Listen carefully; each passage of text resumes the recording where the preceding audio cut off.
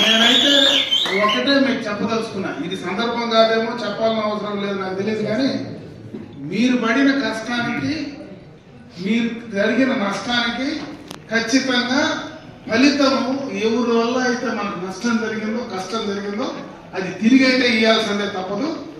మీకు జరిగినటువంటి నష్టాన్ని పూరించే బాధ్యత అయితే 100% నేను తీసుకుంటానని తెలియజేస్తాను.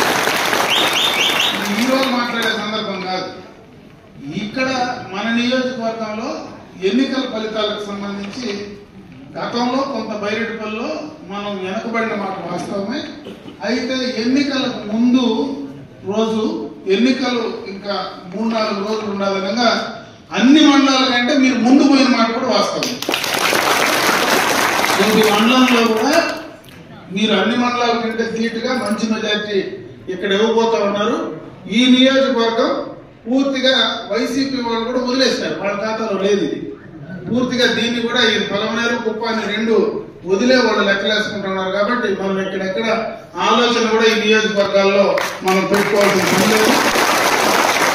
అదేవిధంగా రాష్ట్రంలో కూడా మళ్ళా 100కు 1000% చంద్రబాబు నాయుడు గారు ముఖ్యమంత్రి అవుతా ఉన్నారు. లోపల ఏది జరిగింది అనేది ఎన్నికలకు ముందు నేను చెప్పాలనుకుంటున్నా, కొన్ని అవసరం ఉందో లేదో నాకు తెలియదు, కానీ కింద ఒక భయం అయితే ప్రజల్లో ఉండింది.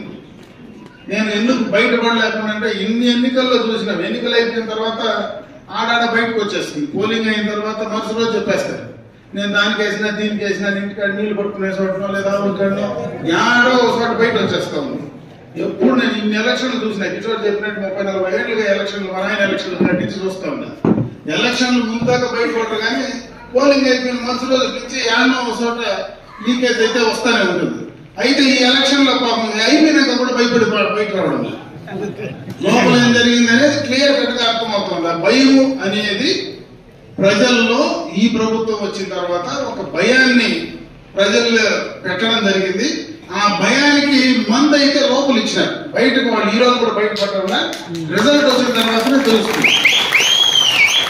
ఆ భయమే ఈ రోజు అప్పుడే కృష్ణనారాయణ చెప్పినట్టు మా ఇంట్లో ఉండే, మా 150 సంవత్సరాలుగా ఉండేటువంటి ఆస్తులే ఈ రోజు మా పేరుతో లేకుండా మారుస్తా ఉన్నారంటే, రేపు అదే కదా ల్యాండ్ రైట్ యాక్ట్ చెప్పింది, మనం జగన్మోహన్ రెడ్డి చెప్పింది అది ఇంకా పెద్ద భయం.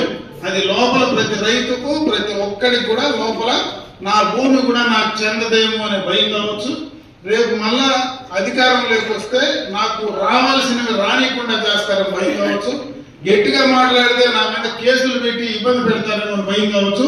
వీటన్నిటికీ సమాధానం 13వ తేదీ పోలింగ్ బూత్ లో క్లియర్ గా ఇచ్చేసారు. రేపు 4వ తేదీ రిజల్ట్ క్లియర్ గా వస్తుంది. అదే వాస్తవం అయితే ఈ రాష్ట్రంలో ఒక సునామీ వస్తుంది, మామూలుగా ఈరోజు మనం గెలిచేది కాదు, పుంగునూరు కూడా ఎత్తిపోయేది కాదు. అది కూడా ఎత్తిపోయే పరిస్థితి క్లియర్ కట్ గా ఉంది. ఎందుకంటే అక్కడ కూడా అదే రకమైనటువంటి భయం ఉంది. అక్కడ కూడా ఆడ క్యాండిడేట్ నువ్వా నేనా కాదు, వీళ్ళు కొట్టాలా అంటే ఆ ఊర్లో ఎవడైతే దౌర్జన్యం చేస్తా ఉన్నాడో, ఎవడైతే మన భూములు పెట్టుకుంటా ఉన్నాడో, ఎవడైతే మన మీద కేసులు పెడతా ఉన్నాడో వాడిని కొట్టాలంటే ఆడ తలకాయ కొడితే ఈడు గమ్మున ఉంటాడు అనేది ఒక కోణం అంతే. కాబట్టి దానికి సమాధానమే ఆడ చెప్తా ఉన్నారు, దానికి లింకే మన బైరెడ్డిపల్లిలో కూడా ఉండేది. 2 సమాధానం రేపు ప్రజలు ఇవ్వబోతా ఉన్నారు. కాబట్టి మీరు ప్రశాంతంగా ఈ 4 రోజులు, ఎందుకంటే మన ఎన్నికలు అయిపోయిన తర్వాతనే ఆ 2-3 రోజుల్లో నేను వద్దాం అనుకున్నా. ఆ 2-3 రోజుల్లో మీరు ప్రశాంతంగా ఉంటారు. మిమ్మల్ని ఎందుకు ఇబ్బంది పెట్టేదంటే, నన్ను పెద్ద ఆయన హైదరాబాద్కి రమ్మంటే నేను 2 రోజులు ఆడికి పోవాల్సి వచ్చింది. 2 రోజులకు ముందే ఆయన కూడా అమెరికాకి, ఆయన భార్య బిడ్డలంతా వెళ్ళిపోయి, నేను నిన్న వచ్చినా ఒకసారి మీ అందరితో మాట్లాడి ఆ ఎన్నికల్లో కూడా నా మీద 307 కేసులు పెడితే దేశమంతా గుళ్ళు తిరిగినాను. కాబట్టి ఒక గుడి నిలిచిపోయింది ఆ రోజు నేను పోయేదానికి, ఆ రోజు అవకాశం లేకుండా పోయా. కాబట్టి అది కూడా తిరిగేసి వచ్చాయని నేను పోతా ఉన్నా. గౌతికి ఆ గుడి కూడా పూర్తి చేసేస్తే నాకు అన్ని ఎవరినైతే మొక్కాలనుకున్నానో ఆడపై మొక్కేసి వచ్చేస్తే ఒక పని అయిపోతుందని అది కూడా కంప్లీట్ చేసుకొని వచ్చే ముందు మీతో మాట్లాడుకోవాలనే ఉద్దేశంతోనే ఈ రోజు ఇక్కడికి రావడం జరిగింది. ఈ రోజు మీరందరూ కూడా ఈరోజు ఇంతమంది ఇంత కమిట్మెంట్ తో పనిచేసినారంటే నిజంగా కూడా ఇది చాలా గొప్ప విషయం. ఎన్ని ఎలక్షన్లలో కూడా ఈ రకమైనటువంటి పరిస్థితి గత ఎన్నికల్లో లేదు. అది బైరెడ్డిపల్లె, పలమనేర లేదంటే చిత్తూరు అనేది కాదు, రాష్ట్రం మొత్తం కూడా ఇదే పరిస్థితి ఉందని నేను అనుకుంటా ఉన్నా. ఒక మనకే కాదు, మనకు కొంచెం ఎక్కువ ఉండొచ్చు, మనకు కొంచెం ఎక్కువ దానిపైన ప్రేమ ఉండొచ్చు, కానీ రాష్ట్ర వ్యాప్తంగా కూడా ఇదే రకమైనటువంటి పరిస్థితి కింద ప్రజల్లో ఉందనడానికి మన ఊరే మనకు నిదర్శనం. కాబట్టి ఎవ్వరు భయపడాల్సిన పనిలే. జమ్మని పోయి హాయిగా పనుకొని నిద్రపోండా. 4వ తేదీ సాయంత్రానికి క్లియర్ గా రిజల్ట్స్ వస్తాయి. 5లో నుంచి మనం ఏం చేయాలా, దీనికి 7 మందులు వేయాలా, ఏ రోగం ఉండదో అన్ని రోగాలు గుర్తించుకోవడం. కాబట్టి అన్ని రోగాలకి కరెక్ట్ గా మందు అయితే వేసేది ఖాయం అని చెప్పి సందర్భంగా మీ అందరికీ తెలియజేసుకుంటూ మరొక్కసారి జనసేన, తెలుగుదేశం పార్టీ, భారతీయ జనతా పార్టీ, ముఖ్యంగా యువకులు బెంగళూరు నుంచి వచ్చిన వాళ్ళు, ఈడ కాదు ఎన్నో బెంగళూరులో ఉండేవాళ్ళు కూడా ఎలక్షన్లకు ముందు వచ్చి కూర్చొని వాడి ఓటు వాడు వేసేసి మళ్ళీ పోయినాడు. రాత్రి 3 గంటలకు 5 గంటలకు కూడా కాసుకొని కూడా ఓట్లు వేసిన సందర్భాలు ఉన్నాయి. ఈరోజు మనకు యశ్వంతపల్లిలో తెల్లారుజామున 5 కూడా ఓట్లు వేస్తూనే ఉన్నారు. కాబట్టి ఆ కమిట్మెంట్ చేసినటువంటి మీ అందరికీ కూడా మరొక్కసారి మనస్ఫూర్తిగా నా తరఫున కృతజ్ఞతలు తెలియజేసుకుంటూ సెలవు తీసుకుంటున్నాను. ఎన్నికలు అయిపోయిన తర్వాత మనకు 11వ తేదీ ఎన్నికలైతే ఈరోజు 21 అనుకుంటా, 21 మధ్యలో ఒకసారి చంద్రబాబు నాయుడు గారు హైదరాబాద్కు రమ్మంటే 2 రోజులు అక్కడికి పోయినా ఆయనతో కూడా 1 రోజు ఉండి ఆయన అమెరికాకు వెళ్ళిన తర్వాత నేను కూడా నిన్ననే బయలుదేరి రావడం, మరి అందరినీ కూడా ఒకసారి కలిసి వెళ్ళాలా, ఎన్నికలైన తర్వాత మీ అందరితో కూడా కలిసి మాట్లాడదామనే ఆలోచనతోనే ఇక్కడికి రావడం జరిగిందని చెప్పి ఈ సందర్భంగా కూడా తెలియజేసుకుంటున్నా. ఇప్పుడే మన వాళ్ళందరూ కూడా మాట్లాడారు. ఎన్నికలకు సంబంధించి మన భవిష్యత్తు మొత్తం కూడా ఈవీఎంలో ఉంది. ఎవరు ఎన్ని చెప్పినా ఏం మాట్లాడినా ప్రజల ఆలోచన, ప్రజలు ఏ నిర్ణయం తీసుకున్నారనేది ఖచ్చితంగా కూడా జూన్ 4వ తేదీ క్లియర్ కట్ గా అర్థమవుతుంది.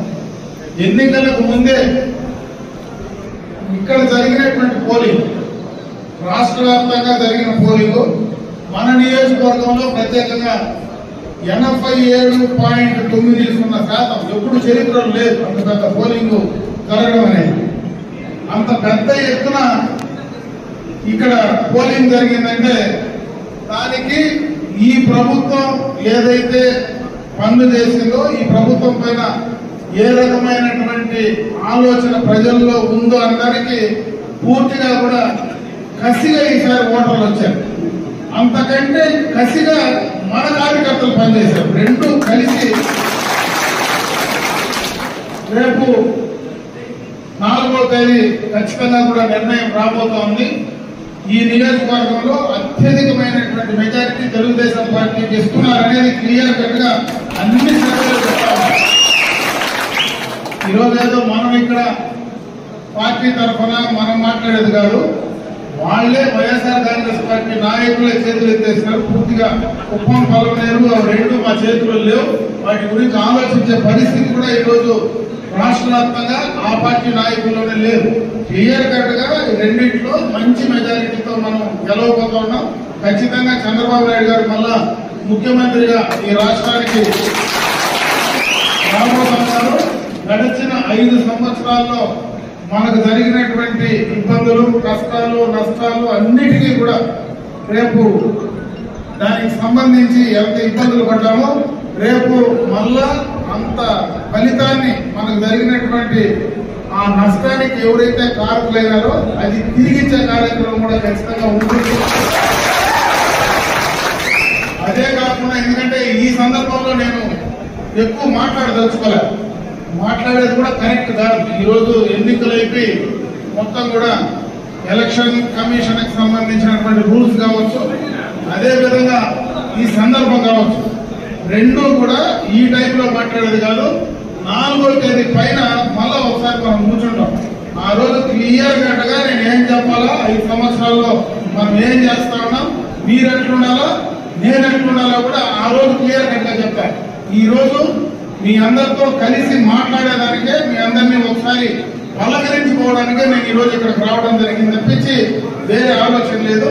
అది కూడా ఇంత పెద్ద ఎత్తున మీరు ఇక్కడికి ఒక మెసేజ్ తో రావడం అనేది నిజంగా కూడా మామూలు విషయం కూడా కాదు.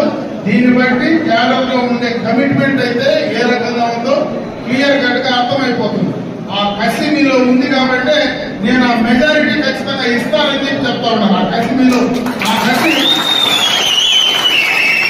ఎప్పుడు కార్యకర్తల్లో క్యాడర్లో ఇంత కసి కనపడాలి. ఈరోజు అంత కసి మీలో ఉందంటే ఎన్ని ఇబ్బందులు మీరు ఫేస్ చేశారనేది కూడా అర్థం చేసుకోవాల్సినటువంటి పరిస్థితి ఉంది. ఇక్కడే కాదు, రాష్ట్ర వ్యాప్తంగా కూడా ఇదే రకమైనటువంటి పరిస్థితి ఉందని చెప్పి సందర్భంగా మీ అందరి దృష్టిలో తెస్తా ఉన్నా. అదే కాకుండా మళ్ళా 4వ తేదీ ఎన్నికలకు సంబంధించి మన పోలింగ్ సంబంధించి కూడా మనం ప్రిపేర్ కావాలా. ఖచ్చితంగా కూడా ఆ పోలింగ్ కు కౌంటింగ్ ఎవరైతే పోలింగ్ అది పూర్తి అయిపోయింది, కౌంటింగ్ ఎవరైతే పోతారో దానికి సంబంధించి ప్రిపరేషన్ అంతా కూడా మనం చేసుకున్నాం. అలా కూడా ఒకసారి మిమ్మల్ని అందరినీ కూడా కలుస్తా. ఎందుకంటే ఈ 10 రోజుల పాటు కూడా నేను కొంత పెద్ద చెప్పినటువంటి పనులకు దానికి నేను పోవాల్సి వచ్చింది.